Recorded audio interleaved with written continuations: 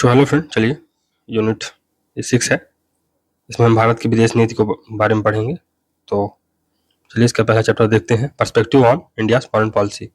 भारत की विदेश नीति पर दृष्टिकोण। भारतीय विदेश नीति का ऐतिहासिक विकास तीसरे विश्व की नीति। तो भारतीय विदेश नीति का प्रारंभ नेहरू युग से होता है। नेहरू ही विदेश नीति के निर्माता और मूल निर्धारक थे। विदेश मंत्रालय का कार्यभार नेहरू ही देखते थे। पंडित नेहरू की विदेश नीति का मूल आधार इस प्रकार है। पहला, स्वतंत्र एवं स्वायत्त विदेश नीति।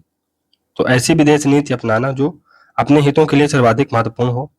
दूसरा, इसी आधार पर भारत ने अपने संबंधों का विकास अपने हितों के संदर्भ में किया, किसी राष्ट्र विशेष या गुट विशेष के संदर्भ में नहीं। शीत युद्ध के दौरान सैन्य गुटों के संघर्ष से अलग गुट निरपेक्षता की नीति अपनाई। इसी क्रम में स्वायत्तता के बाद भारत द्वारा मिश्रित अर्थव्यवस्था का मॉडल अपनाया गया और सार्वजनिक उद्यमों को प्राथमिकता दी गई। नेहरू ने शिक्षा, स्वास्थ्य और लोकतंत्र पर विश्वास किया। नेहरू ने शस्त्रों की होड़ को त्याग कर आर्थिक विकास पर बल दिया। नेहरू ने बाजारवादी अर्थव्यवस्था और समाजवादी अर्थव्यवस्था दोनों के सम्मिलित रूप मिश्रित अर्थव्यवस्था को अपनाया। फिर आर्थिक विकास की नीति। तो नेहरू ने विदेश नीति में आर्थिक और वित्तीय संबंधों पर ध्यान दिया और सैन्य शक्ति बढ़ाने को प्राथमिकता नहीं दी। उन्होंने देश के आर्थिक विकास पर बल दिया एवं सार्वजनिक उद्यमों की प्राथमिकता को स्वीकार किया। तीसरा है पंचशील की नीति। तो यह नीति पंडित नेहरू ने महात्मा बुद्ध के जीवन से प्रभावित होकर ग्रहण की। ये जीवन के 5 आचरण हैं जिसे अंतर्राष्ट्रीय संबंधों में भी अपनाया जाना चाहिए। इसे वर्ष 1954 में चीन के साथ संबंधों में अपनाया गया। इस नीति के अनुसार निम्नलिखित 5 सिद्धांत अपनाए जाते हैं। पहला, एक दूसरे की प्रादेशिक अखंडता एवं स्वतंत्रता का पारस्परिक सम्मान करना। दूसरा, एक दूसरे पर आक्रमण न करना। तीसरा, एक दूसरे के आंतरिक मामलों में हस्तक्षेप न करना। चौथा, समानता के आधार पर एक दूसरे को लाभ पहुंचाना। और पांचवा, शांतिपूर्ण सह अस्तित्व। फिर एशियाई अफ्रीकी देशों की एकता की नीति। तो वर्ष 1947 में नई दिल्ली में एशियाई सम्मेलन इस नीति को दर्शाता है। नई दिल्ली में एशियाई संबंधों की बैठक हुई तथा वर्ष 1955 में बांडुंग सम्मेलन आयोजित किया गया। नेहरू के अनुसार एशियाई अफ्रीकी एकता से पश्चिमी देशों को प्रतिसंतुलित किया जा सकता है। इसी क्रम में नेहरू ने चीन से बेहतर संबंध बनाने का प्रयत्न किया। पांचवा, चीन के साथ बेहतर संबंध कायम करना। तो एशियाई एकता के लिए चीन के साथ बेहतर संबंध बनाना आवश्यक था। छठवां है गुट निरपेक्ष नीति। भारत ने द्विध्रुवी विश्व में गुट निरपेक्षता की नीति अपनाई तथा वर्ष 1961 में पहला गुट निरपेक्ष सम्मेलन हुआ। यह एक स्वतंत्र और स्वायत्त विदेश नीति है। यह साम्राज्यवाद, उपनिवेशवाद और शस्त्रीकरण के विरुद्ध एक आंदोलन है। यह शांतिपूर्ण सह अस्तित्व का आंदोलन था। यह तीसरी दुनिया की साझी आवाज थी, एक समतामूलक व्यवस्था स्थापित करने के लिए। तीसरी दुनिया की एकता स्थापित करने का मंच था। दुनिया से शोषण समाप्त करने का एक सम्मेलन था। फिर गुट निरपेक्षता का तात्पर्य है कि दुनिया में तीसरे गुट का निर्माण नहीं, वरन दुनिया में गुट की समाप्ति करने का मंच। सातवां है संयुक्त राष्ट्र संघ को शक्तिशाली बनाने पर बल दिया गया। तो नेहरू ने सदैव संयुक्त राष्ट्र संघ को प्रभावशाली बनाने की रणनीति अपनाई। आठवां, तीसरी दुनिया का नेतृत्व करने की नीति। तो नेहरू द्वारा तृतीय विश्व के नेतृत्व की नीति अपनाई गई। नेहरू ने इन्हीं उपयुक्त नीतियों को विदेश नीति की भाषा में आदर्शवाद कहा जाता है। तो नेहरू की इन्हीं उपयुक्त नीतियों को विदेश नीति की भाषा में आदर्शवाद कहा जाता है, यानी आइडियलिज्म कहा जाता है। फिर नेहरू की नीति का मूल्यांकन। तो नेहरू की आदर्शवादी नीतियों को लेकर आलोचना की जाती है, परंतु यह तत्कालीन समय के आधार पर निश्चित रूप से महत्वपूर्ण थी। वर्ष 1962 का भारत व चीन युद्ध भारतीय विदेश नीति की एक बड़ी असफलता को प्रदर्शित करता है। नेहरू की विदेश नीति उदारवादी थी या यथार्थवादी? तो नेहरू की विदेश नीति आदर्शवाद से प्रभावित थी, क्योंकि उन्होंने दुनिया में शांति एवं शांतिपूर्ण सह अस्तित्व पर बल दिया। नेहरू ने परमाणु हथियारों की दौड़ का विरोध किया और तीसरी दुनिया की एकता पर बल दिया तथा गुट निरपेक्षता को महत्वपूर्ण माना। इसलिए नेहरू को आदर्शवादी माना जाता है। पाकिस्तान द्वारा स्वतंत्रता के बाद वर्ष 1948 में भारत पर कबायली आक्रमण किया गया। नेहरू इस मुद्दे को लेकर संयुक्त राष्ट्र अमेरिका में चले गए, संयुक्त राष्ट्र संघ में लेके चले गए और कश्मीर का मुद्दा विश्व राजनीति के सख्त संघर्ष में उलझ गया। भारत ने चीन के द्वारा उत्पन्न होने वाले सुरक्षा के खतरों को नजरअंदाज किया और तिब्बत पर चीन के नियंत्रण को भी स्वीकार कर लिया। भारत ने चीन का लगातार संयुक्त राष्ट्र सुरक्षा परिषद की स्थायी सदस्यता का समर्थन किया। भारत में नेहरू के नेतृत्व में परमाणु ऊर्जा आयोग की स्थापना हुई, लेकिन नेहरू ने परमाणु ऊर्जा के शांतिपूर्ण उपयोग का समर्थन किया और कभी भी परमाणु हथियारों के विकल्प पर विचार ही नहीं किया। इसलिए नेहरू की विदेश नीति को आदर्शवादी माना गया और वर्ष 1900 और चीन के वर्ष 1962 के आक्रमण के समय इनकी बड़ी आलोचना की गई। नेहरू में यथार्थवाद यानी रियलिज्म इन नेहरू, तो नेहरू के पक्ष में तर्क, तो वस्तुतः दुनिया के किसी भी देश की विदेश नीति ना तो पूर्ण आदर्शवादी होती है और ना ही पूर्ण यथार्थवादी। नेहरू का झुकाव आदर्शवाद की तरफ ज्यादा था, इसलिए उन्हें आदर्शवादी कहा गया। उन्होंने इस आदर्शवाद को अपनाकर राष्ट्रीय हितों को पूरा करने का प्रयत्न किया, वो इसलिए वे आदर्शवादी थे यानी आइडियलिस्ट थे। फिर नेहरू यथार्थवादी भी थे क्योंकि उन्होंने भारत के सामाजिक एवं आर्थिक विकास पर मूल बल प्रदान किया, क्योंकि स्वतंत्रता के बाद देश का सामाजिक एवं आर्थिक पुनर्निर्माण भारत के लिए सबसे बड़ी चुनौती थी। नेहरू ने देश के आर्थिक विकास का आधारभूत ढांचा रखा। नेहरू भारत की सुरक्षा के प्रति सजग थे। उदाहरण के तौर पर वर्ष 1949 में भारत और भूटान की संधि, वर्ष 1950 में भारत एवं नेपाल शांति मित्रता की संधि, क्योंकि तिब्बत पर चीन के नियंत्रण के बाद इन हिमालयी राज्यों का महत्व भारत की सुरक्षा के लिए बहुत ज्यादा महत्वपूर्ण हो गया। वर्ष 1962 का भारत और चीन युद्ध चीन की आक्रामक विदेश नीति का परिणाम था। वर्ष 1962 के इस युद्ध के दौरान भारत को अमेरिका से सहायता प्राप्त हुई और सोवियत संघ ने भी इस युद्ध में चीन का समर्थन नहीं किया। इससे यह स्पष्ट होता है कि भारत की गुटनिरपेक्षता की नीति विफल नहीं हुई। नेहरू की गुटनिरपेक्ष नीति कोरा आदर्शवाद न होकर यह तीसरी दुनिया के साथ संबंधों को बेहतर करने का एक आधार था। इसी आधार पर भारत ने तीसरी दुनिया के देशों का नेतृत्व भी किया। यदि भारत किसी गुट का सदस्य होता तो भारत को उन देशों के अनुकूल विदेश नीति अपनानी पड़ती और भारत को कश्मीर मुद्दे पर समझौता करना पड़ता और अपने आर्थिक विकास का मनचाहा मॉडल भारत नहीं अपना पाता। स्वतंत्रता के बाद से ही पाकिस्तान की विदेश नीति सदैव भारत विरोधी थी। इसलिए नेहरू चीन के साथ बेहतर संबंध पर बल दे रहे थे, क्योंकि देश सीमा के दोनों ओर दो शत्रुओं का सामना नहीं कर सकता था। भारतीय विदेश नीति का द्वितीय चरण तो इंदिरा गांधी का युग, ये यथार्थवादी चरण है, ये रियलिस्ट फेज है ऑफ इंडियन फॉरेन पॉलिसी। तो वर्ष 1962 में चीन के आक्रमण के बाद वर्ष 1964 में चीन द्वारा किए गए परमाणु विस्फोट के बाद भारतीय सुरक्षा के लिए गंभीर खतरा उत्पन्न हुआ। इसलिए अब भारत में सेना के आकार में भारी वृद्धि की गई और एवं सैन्य आधुनिकीकरण पर बल दिया गया। इंदिरा गांधी के कार्यकाल के दौरान भारतीय विदेश नीति में यथार्थवाद का प्रभावी विकास हुआ। वर्ष 1971 में भारत एवं सोवियत संघ के मध्य शांति और मित्रता की संधि हुई। इसमें यथार्थवाद साफ तौर पर दिखाई देता है। कई विचारकों ने तो यहाँ तक कहा है कि अब भारत गुटनिरपेक्षता की बजाय गुटों में शामिल हो गया है, क्योंकि इस संधि में इस बात पर स्पष्ट उल्लेख था कि यदि दोनों देशों के ऊपर किसी भी प्रकार का आक्रमण होगा तो वे एक दूसरे की सहायता करेंगे। यद्यपि कुछ विचारकों ने इसे गुटनिरपेक्षता का उल्लंघन नहीं माना, क्योंकि सोवियत संघ ने भारत की गुटनिरपेक्ष नीति को मान्यता प्रदान की थी। यह संधि शांति और मित्रता की थी, सैन्य गठबंधन की नहीं। वर्ष 1971 के युद्ध में पाकिस्तान को पराजित कर बांग्लादेश का निर्माण किया गया। वर्ष 1974 का भारत का शांतिपूर्ण परमाणु विस्फोट, वर्ष 1975 में सिक्किम भारत में विलय हो गया। फिर भारत एवं सोवियत संघ से बड़ी मात्रा में हथियारों की खरीदारी करना प्रारंभ किया गया। तो भारत सोवियत संघ से बड़ी मात्रा में हथियारों की खरीदारी करना प्रारंभ करता है, जो 1990 तक चलता है। यह व्यापार वस्तु विनिमय और रुपया एवं रूबल में होता था। इसी दौरान भारतीय विदेश नीति में अमेरिका और पश्चिम का भी विरोध किया गया, परंतु इस परिवर्तन के बावजूद भारतीय विदेश नीति में आदर्शवादी तत्व भी निरंतर बने रहे, क्योंकि इंदिरा गांधी ने भी गुटनिरपेक्ष आंदोलन को प्रभावी बल प्रदान किया। उन्होंने साम्राज्यवाद और उपनिवेशवाद विरोधी नीति को आगे बढ़ाया। उन्होंने भी निशस्त्रीकरण का जोरदार समर्थन किया। इंदिरा गांधी ने हिंद महासागर और दक्षिण एशिया में महाशक्तियों के हस्तक्षेप का विरोध किया। विदेश नीति के निर्माण में व्यवस्था या व्यक्तित्व का प्रभाव, तो निर्णय निर्माण सिद्धांतकारों के अनुसार विदेश नीति में लिया गया निर्णय परिवेश से या वातावरण से अत्यधिक प्रभावित होता है। इंदिरा गांधी जिस समय प्रधानमंत्री बनी, दुनिया में शीत युद्ध का दौर जारी था तथा भारत एवं चीन युद्ध तथा चीन के परमाणु विस्फोट के बाद भारतीय सुरक्षा के लिए गहरी सुरक्षा चुनौतियां उत्पन्न हो गई थी।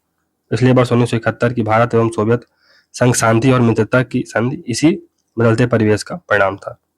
संरचनात्मक यथार्थवादी यानी स्ट्रक्चरल रियलिस्ट के अनुसार विदेश नीति के निर्माण पर अंतर्राष्ट्रीय व्यवस्था का अधिक प्रभाव होता है। इसलिए विदेश नीति में व्यक्तित्व के स्थान पर परिवेश का प्रभाव अधिक होता है। निर्णय निर्माण सिद्धांतकारों के दूसरे परिप्रेक्ष्य के अनुसार विदेश नीति के निर्माण में व्यक्तित्व की भूमिका महत्वपूर्ण होती है। यदि विदेश नीति को समझना है तो हमें निर्णयकर्ता के व्यक्तित्व को समझना चाहिए। इंदिरा गांधी एवं राजीव गांधी ने हिंद महासागर को शांति का क्षेत्र घोषित करने में प्रभावी बल दिया। जनता पार्टी के दौरान भारत की विदेश नीति 1977 के दौरान मोरारजी देसाई ने अमेरिका के साथ बेहतर संबंध बनाने पर विशेष बल दिया और जनता पार्टी ने वास्तविक कूटनिरपेक्षता का नारा दिया। इसके अंतर्गत जनता पार्टी ने यह बताने का प्रयत्न किया कि भारत की विदेश नीति का झुकाव सोवियत संघ की ओर अधिक है, इसे संतुलित करने की आवश्यकता है तथा उन्होंने अमेरिका के साथ संबंधों पर प्रभावी बल दिया। इसी का परिणाम था कि जनवरी 1978 में अमेरिकी राष्ट्रपति जिमी कार्टर भारत की यात्रा पर आए, जो 1959 में राष्ट्रपति आइजनहावर की भारत की यात्रा के बाद किसी अमेरिकी राष्ट्रपति की भारत की यात्रा थी। वर्ष 1978 में स्वयं मोरारजी देसाई द्वारा अमेरिका की यात्रा की गई। जनता पार्टी सरकार के विदेश मंत्री वाजपेयी द्वारा वर्ष 1977 में चीन की यात्रा की गई, परंतु चीन के वियतनाम आक्रमण के कारण वे तुरंत वापस भारत लौट आए व चीन के साथ संबंधों को सामान्य करने का प्रयत्न भी असफल रहा। जनता पार्टी सरकार अमेरिका के साथ सुदृढ़ संबंधों का विकास नहीं कर सकी क्योंकि 1979 में सोवियत संघ की सेनाओं ने अफगानिस्तान में हस्तक्षेप कर दिया। सोवियत संघ के इस हस्तक्षेप के विरोध में अमेरिका ने पाकिस्तान का प्रयोग फ्रंट लाइन राज्य के रूप में किया। अमेरिका एवं पाकिस्तान की बढ़ती मित्रता के कारण भारत एवं अमेरिका संबंधों में लगातार दूरी बनती गई। इसलिए शासन के परिवर्तन के परिणाम स्वरूप भी भारतीय विदेश नीति में कोई आमूलचूल परिवर्तन नहीं हुआ। वर्ष 1980 से 1989 तक भारत की विदेश नीति सोवियत संघ के साथ मित्रता को प्रभावी बनाना, दक्षिण एशिया एवं दक्षिण एशिया एवं हिंद महासागर के क्षेत्रों को महाशक्तियों की प्रतिस्पर्धा से दूर रखना। विदेश नीति में अमेरिकी विरोधी एवं पश्चिम विरोध लगातार बना रहा। इसी दौरान सोवियत संघ की आर्थिक स्थिति कमजोर हो रही थी तथा जापान और दक्षिण पूर्वी देशों की अर्थव्यवस्था तेजी से भाग रही थी। इसी दौरान चीन के द्वारा भी आर्थिक विकास की नीति अपनाई गई थी। राजीव गांधी के दौरान भारत की विदेश नीति, तो राजीव गांधी ने तकनीकी और आर्थिक विकास पर बल प्रदान किया तथा उन्होंने भारतीय अर्थव्यवस्था को उदारीकृत करने का भी प्रयत्न किया। उन्होंने अमेरिका से तकनीक, विशेषकर कंप्यूटर तकनीक और जापान के ऑटोमोबाइल उद्योग को भारत लाने का प्रयत्न किया। राजीव गांधी की विदेश नीति की सबसे बड़ी पहल में वर्ष 1988 में चीन की यात्रा मानी जाती है, जिसके अंतर्गत उन्होंने चीन के साथ संबंधों को समान बनाने का प्रयत्न किया। और राजीव गांधी के अनुसार भारत चीन के मध्य का सीमा विवाद एक जटिल मुद्दा है जिसको धीरे धीरे हल किया जाएगा, लेकिन चीन के साथ अन्य क्षेत्रों में संबंध बनाने पर बल प्रदान किया गया। अतः सीमा विवाद को चीन के साथ संबंधों को समान बनाने में बाधा नहीं माना जाएगा। राजीव गांधी ने भारत की विदेश नीति के आदर्शवादी तत्वों को नहीं छोड़ा और वर्ष 1988 में उन्होंने संयुक्त राष्ट्र संघ में भाषण देते हुए कहा कि पूरी दुनिया से 20 वर्षों की निश्चित समय सीमा के भीतर परमाणु हथियारों को समाप्त कर दिया जाना चाहिए। श्रीलंका के संबंध में राजीव गांधी की विदेश नीति काफी संशयपूर्ण रही। राजीव गांधी ने श्रीलंका में पहले तमिलों की सहायता की तथा तमिल इलाकों में विमानों से सहायता पहुंचाई। पुनः श्रीलंका सरकार से समझौता होने के बाद श्रीलंकाई तमिलों के खिलाफ शांति सेना भेजी। राजीव गांधी के कार्यकाल के दौरान भारत के पड़ोसी देशों के साथ संबंध अत्यंत प्रतिकूल हुए। भारत एवं नेपाल के बीच पारगमन मार्ग को लेकर विवाद उत्पन्न हुआ। राजीव गांधी ने हिंद महासागर क्षेत्र में महाशक्तियों की उपस्थिति का विरोध किया। वर्ष 1990 के बाद वैश्विक परिवर्तन, तो सोवियत संघ का विघटन, रूस सोवियत संघ का उत्तराधिकारी बना।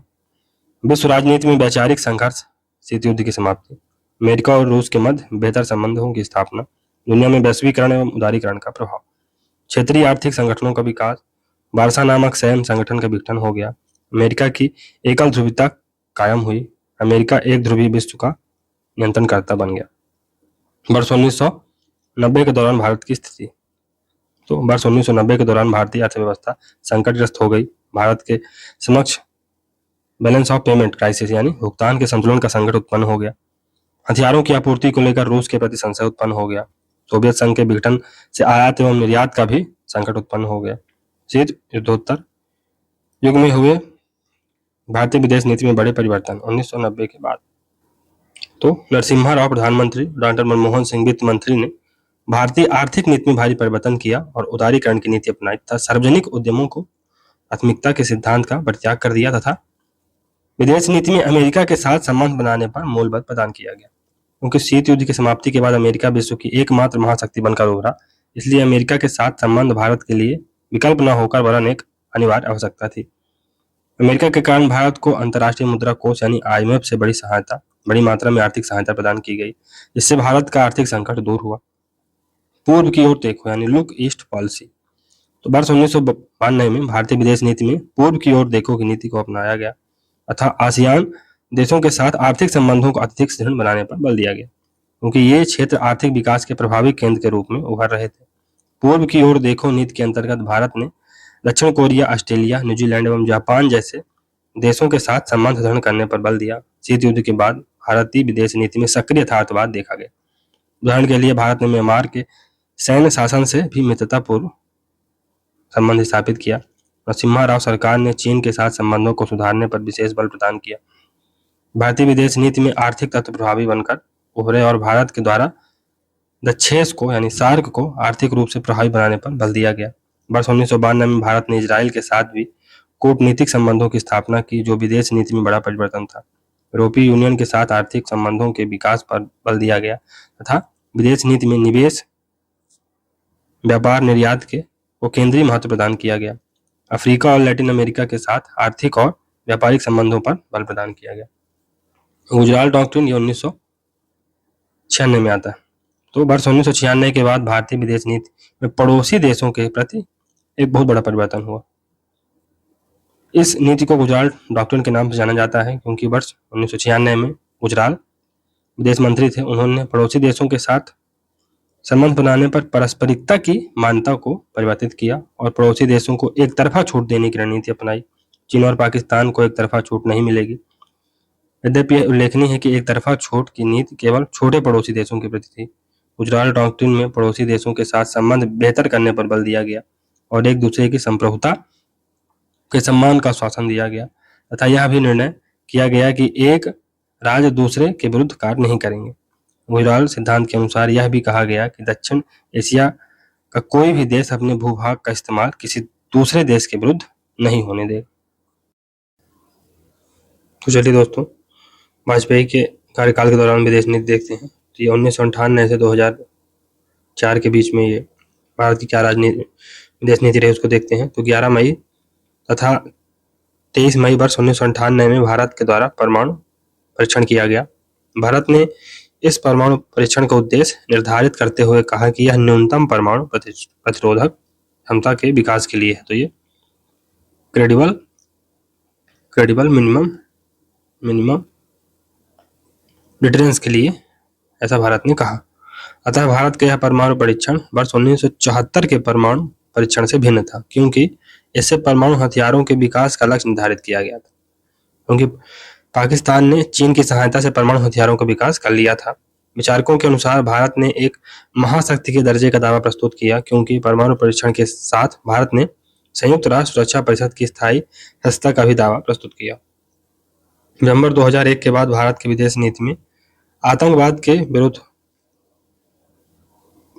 वार अगेंस्ट टेररिज्म में अमेरिका सहयोग का निर्णय किया गया। भारत ने पूरी दुनिया को बताने का प्रयत्न किया कि भारत विगत 2 दशकों से सीमा पार आतंकवाद से प्रभावित है, इसलिए भारतीय विदेश नीति में आतंकवाद एक बड़ा मुद्दा बनकर उभरा। अटल बिहारी वाजपेयी के कार्यकाल में पाकिस्तान के साथ संबंधों को मधुर बनाने के लिए लाहौर घोषणा पत्र वर्ष 1999 महत्वपूर्ण उपलब्धि थी। वाजपेयी कार्यकाल में अमेरिका के साथ संबंधों को बढ़ाने पर महत्वपूर्ण बल प्रदान किया गया। इसी संबंध में वाजपेयी तथा क्लिंटन के बीच वर्ष 2000 में भारत एवं अमेरिका संबंध 21वीं सदी की दृष्टि का घोषणा पत्र यानी India US relation vision for 21st century नामक समझौते पर हस्ताक्षर किया गया। वाजपेयी कार्यकाल के दौरान वर्ष 2000 में रूसी राष्ट्रपति पुतिन की भारत यात्रा के दौरान भारत और रूस के मध्य रक्षा सहयोग समझौते पर हस्ताक्षर किए गए। ईरान और इजराइल दोनों के साथ समानांतर संबंध विकसित करना, इसी के साथ समानांतर सऊदी अरब से भी भारत के संबंध बेहतर हुए। वर्ष 2001 के उपरांत भारत और अमेरिका के संबंध तेजी से आगे बढ़े और इसी क्रम में वर्ष 2005 में भारत और अमेरिका के मध्य सिविल परमाणु समझौता हुआ, जो भारत और अमेरिका के मध्य बढ़ते सामरिक संबंधों का परिणाम था। महाशक्ति की विदेश नीति 2001 के बाद वर्ष 2001 के बाद भारत एवं अमेरिका के संबंधों में निर्णायक वृद्धि हुई। वर्ष 2005 का भारत और अमेरिका सिविल परमाणु समझौता भारत एवं अमेरिकी संबंधों में एक महत्वपूर्ण घटना है, क्योंकि यह दोनों देशों के मध्य केवल ऊर्जा मात्र का समझौता न होकर यह दोनों के मध्य सामरिक संबंधों को शक्तिशाली बनाता है, क्योंकि इस समझौते से भारत को समूचे विश्व में उत्तरदायी राज्य का दर्जा प्राप्त हो गया और भारत विश्व का एकमात्र ऐसा देश है जिसने परमाणु अप्रसार संधि पर हस्ताक्षर नहीं किया, फिर भी उसे परमाणु तकनीक और परमाणु ईंधन प्राप्त हो रहे हैं। वर्ष 2003 के बाद ईरान जैसे देशों के साथ मधुर और मित्रतापूर्ण संबंधों को विकसित किया गया तथा इजराइल के साथ रक्षा संबंधों में लगातार वृद्धि हुई। इजराइल रक्षा हथियारों का दूसरा सबसे बड़ा आपूर्ति करने वाला देश बन गया है। भारतीय विदेश नीति में यह यथार्थवाद का परिचायक है, क्योंकि भारत एक तरफ से रूस से हथियारों की खरीद कर रहा है तो दूसरी तरफ इजराइल भारत की रक्षा आपूर्ति करने वाला दूसरा सबसे बड़ा देश के रूप में उभरा है। भारत के द्वारा अमेरिका और फ्रांस के साथ भी रक्षा हथियारों की बड़ी मात्रा में खरीदी की जा रही है। भारत एक महाशक्ति है, इसलिए उसके हित अत्यधिक व्यापक और विविधतापूर्ण है, इसलिए भारत के लिए सभी प्रकार के संबंधों को अपनाना विशेष महत्व है। भारत के सभी प्रकार के संबंधों का अपना एक विशेष महत्व है। भारत की महाशक्ति का प्रमाण तो यह उल्लेखनीय है कि 1997 के आर्थिक संकट के बाद वैश्विक आर्थिक गतिविधियों के संबंध में विचार विमर्श के लिए G20 की स्थापना हुई, जिसका भारत भी सदस्य है। भारत G8 की बैठकों में भी भागीदारी करता है। यह भी उल्लेखनीय है कि विश्व शक्ति का केंद्र एशियाई प्रशांत क्षेत्र बनकर उभर रहा। भारत और तीसरी दुनिया। वर्तमान समय में भारत का उभार एक महाशक्ति के रूप में हुआ है, परंतु इसका यह अभिप्राय नहीं है कि भारत के सरोकार अब तीसरी दुनिया के देशों के साथ नहीं है, बल्कि भारत आज भी दक्षिण एकता पर प्रभावी बल प्रदान कर रहा है। भारत विकासशील देशों के साथ मिलकर विकसित देशों द्वारा संचालित भेदभाव की नीतियों का विरोध कर रहा है। वर्ष 2003 में इब्सा की स्थापना हुई, यानी इंडिया, ब्राजील, साउथ अफ्रीका। वर्ष 2009 में ब्रिक्स की स्थापना भारत के बहुपक्षीय कूटनयन का परिणाम है। आज भी पर्यावरण के मुद्दे पर विश्व व्यापार संगठन की वार्ताओं, दोहा के मुद्दों पर भारत के हित विकासशील देशों के हितों के ही समान है। मनमोहन सिंह का कार्यकाल अर्थ को प्रधान था। तो वर्ष 2004 में डॉक्टर मनमोहन सिंह के नेतृत्व में बनी यूपीए सरकार ने भी एनडीए की विदेश नीति को आगे बढ़ाया। वर्ष 2005 में सुदूरवर्ती पड़ोसी यानी एक्सटेंडेड नेबरहुड नीति के अंतर्गत दक्षिण पूर्व एशिया और पश्चिम एशिया के साथ संबंध बनाने पर बल दिया गया। वर्ष 2005 में पश्चिम की ओर देखो, लुक वेस्ट नीति अपनाई गई। वर्ष 2008 के बाद विश्व में व्याप्त आर्थिक मंदी से भारतीय अर्थव्यवस्था और विदेश नीति प्रभावित हुई। भारत ने इस बिंदु पर बल दिया कि विश्व अर्थव्यवस्था के प्रबंध में विकासशील देशों की भूमिका में वृद्धि होनी चाहिए। प्रधानमंत्री मनमोहन सिंह की महत्वपूर्ण उपलब्धि अमेरिका के साथ सिविल परमाणु समझौता वर्ष 2005 रहा। इसके पश्चात भारत को विश्व में परमाणु देश की मान्यता प्राप्त हुई। भारत ने भूमंडलीकरण को सर्वसमावेशी बनाने पर बल दिया। भारत अभी भी वर्तमान विश्व अर्थव्यवस्था प्रणाली में सुधार की मांग कर रहा है। वर्ष 2010 में सुरक्षा परिषद के सभी 5 स्थायी सदस्य राष्ट्र के राष्ट्राध्यक्षों ने भारत की यात्रा की। इसमें अमेरिकी राष्ट्रपति बराक ओबामा की यात्रा अत्यधिक महत्वपूर्ण है। अमेरिकी राष्ट्रपति ने पहली बार संयुक्त राष्ट्र की सुरक्षा परिषद की स्थायी सदस्यता हेतु भारत का समर्थन किया और कहा कि भारत एक महाशक्ति के रूप में उभर रहा है। अमेरिका सहित अन्य देशों ने सीमा पार आतंकवाद के मुद्दे पर भारत के पक्ष का समर्थन किया। भारतीय विदेश नीति में एक तरफ अमेरिका के साथ संबंधों को प्रगाढ़ बनाया गया, तो दूसरी ओर चीन का उभार यानी राइजिंग चाइना से दक्षिण एशिया और विश्व राजनीति में बड़ा परिवर्तन हो रहा है। विदेश नीति में पड़ोसी का कोई विकल्प नहीं होता, इसलिए चीन के साथ संबंध बेहतर करना भारतीय विदेश नीति के समक्ष सबसे बड़ी चुनौती है। चीन के शक्तिशाली उभार के परिणाम स्वरूप भारत अपनी रक्षा तैयारियों को और बेहतर बना रहा है। दूसरी तरफ चीन के साथ व्यापारिक और आर्थिक संबंधों पर भी बल दिया जा रहा है। इसलिए भारत एवं अमेरिका और भारत एवं जापान के बढ़ते संबंध चीन के विरुद्ध नहीं है। भारत के हित चीन में अमेरिका और जापान के हित से अलग हैं। इसलिए चीन के प्रति भारत को स्वतंत्र नीति का निर्माण करना चाहिए। चीन के प्रति भारतीय विदेश नीति अमेरिकन निर्देशित नहीं है और न होनी चाहिए। भारत द्वारा वर्ष 2012 में मध्य एशिया को जोड़ने के लिए कनेक्ट सेंट्रल एशिया की नीति की घोषणा की गई। भारत के साथ सामरिक समझौते तो भारत, अमेरिका, जर्मनी, भारत, रूस, यूरोपीय यूनियन, भारत, जापान, भारत, उत्तर Korea, Bharat, Afghanistan, Bharat, France, Brazil, दक्षिण अफ्रीका। चीन के साथ सामरिक वार्ता चल रही है। लेकिन चीन के साथ सामरिक समझौता नहीं हुआ है और ना होगा या ना हो पाएगा। और 2010 में अमेरिकी राष्ट्रपति ओबामा ने पिवट टू एशिया नीति की घोषणा की। प्रधानमंत्री नरेंद्र मोदी की विदेश नीति।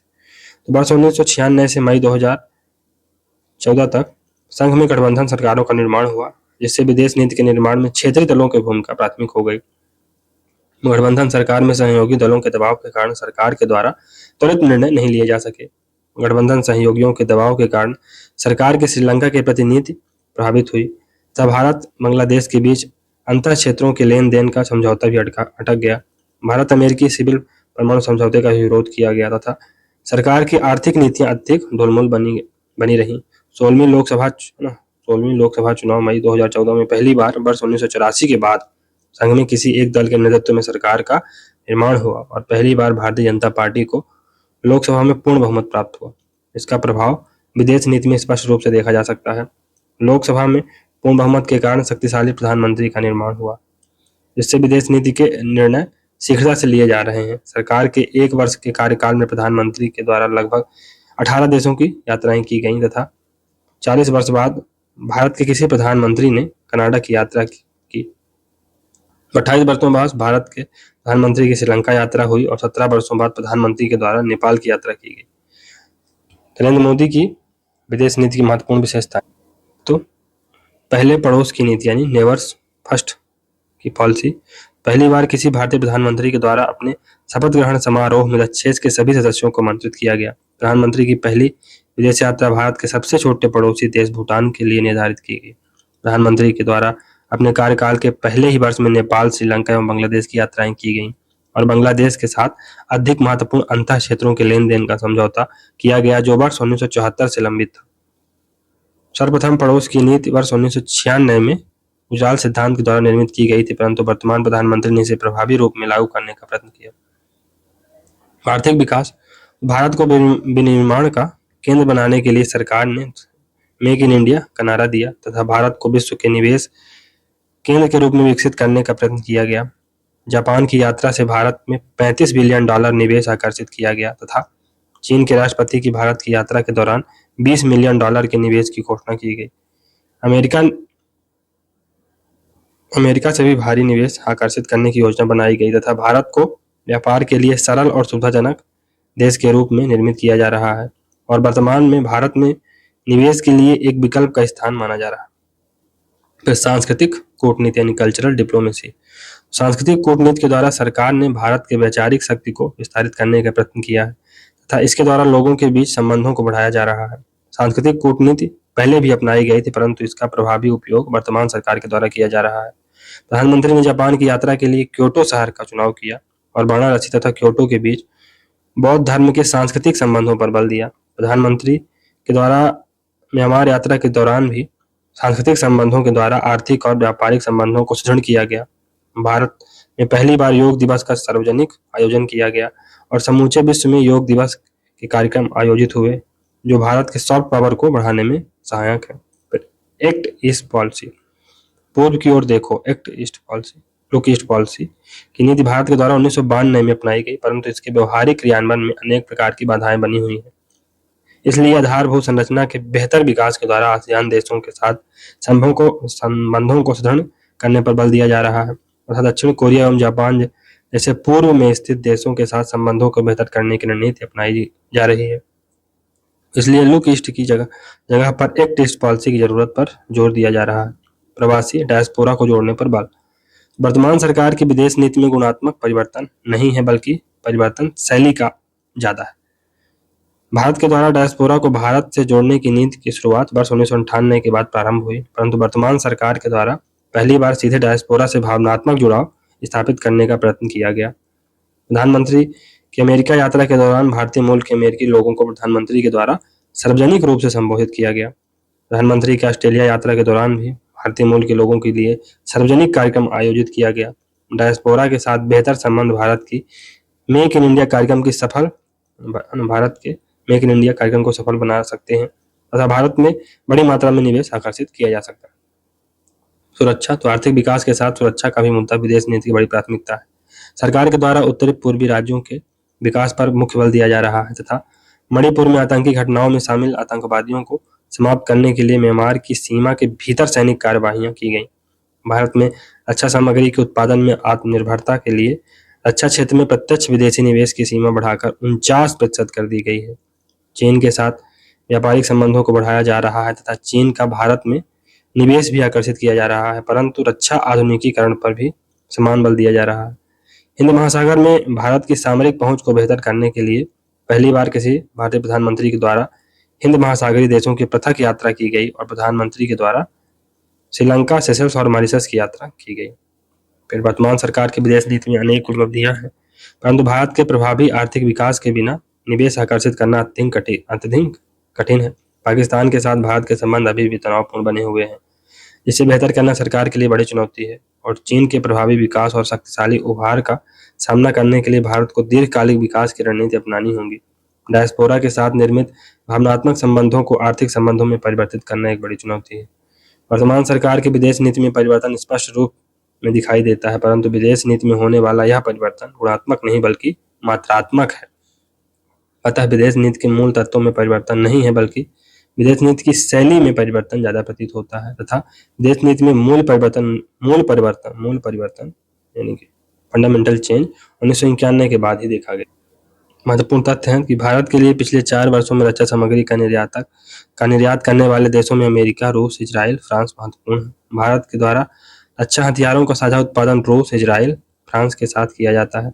अमेरिका के साथ रक्षा सामग्री का साझा उत्पादन अभी भी नहीं हो रहा है, परंतु दोनों देशों के बीच defence trade technology initiative DTTDI का समझौता हो चुका है। इसके अंतर्गत अमेरिका भारत को रक्षा सामग्री के निर्माण की तकनीक का हस्तांतरण करेगा।